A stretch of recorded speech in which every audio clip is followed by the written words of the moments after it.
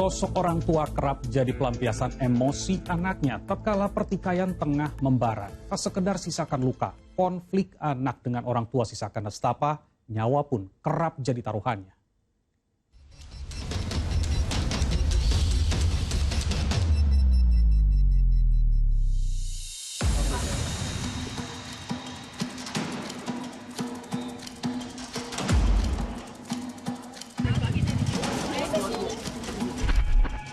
Kekerasan dalam ruang lingkup keluarga makin menjadi. Tak hanya menyasar anak sebagai korban, tak sedikit pula anak memperlakukan orang tua secara keji hanya gara-gara terbakar emosi. Seperti kisah pilu yang dialami wanita asal Kelurahan Monjong, Mataram, Nusa Tenggara Barat.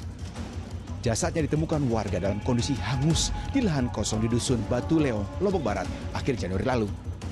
Usut punya usut, wanita berumur 55 tahun itu dibakar oleh anak kandungnya. Parahnya, sebelum dibakar, korban sempat dianiaya saat tertidur lelap.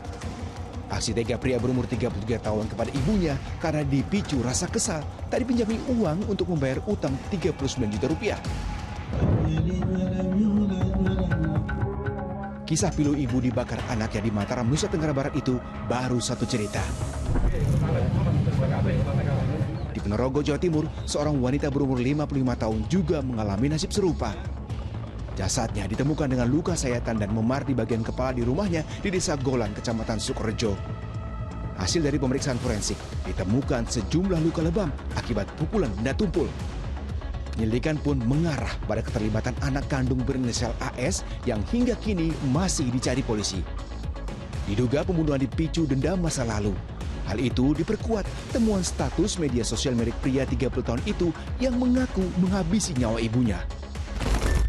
Setali tiga uang, nasib pilu juga dialami wanita berumur 50 tahun bersama kedua anaknya di Warakas, Tanjung Priok, Jakarta Utara. Sempat dikira tewas karena keracunan, polisi pun akhirnya mengungkap tabir kematian satu keluarga itu. Ya, polisi menemukan fakta memilukan, di mana anak ketiga korban yang sempat dianggap sebagai korban selamat ternyata terlibat dalam kematian dua saudara dan ibu kandungnya.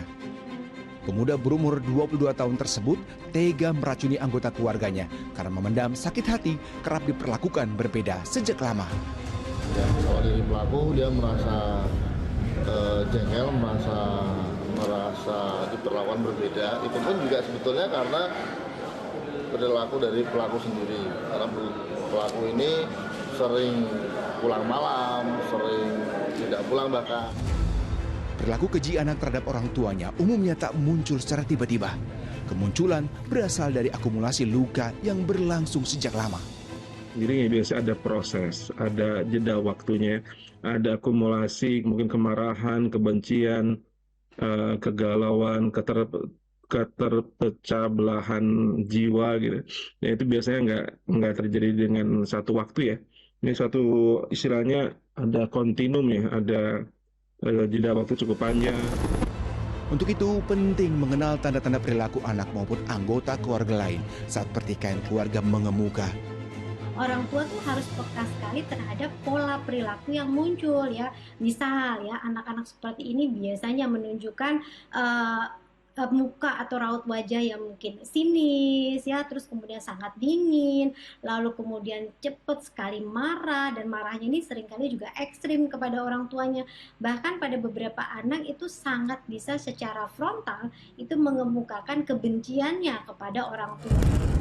Selain pola asuh, pengelolaan konflik berperan penting dalam perkembangan kepribadian seseorang. Patut diingat, kesehatan mental merupakan benteng utama membendung emosi agar tak ada lagi anggota keluarga yang tersakiti. Tim MTech Media melaporkan.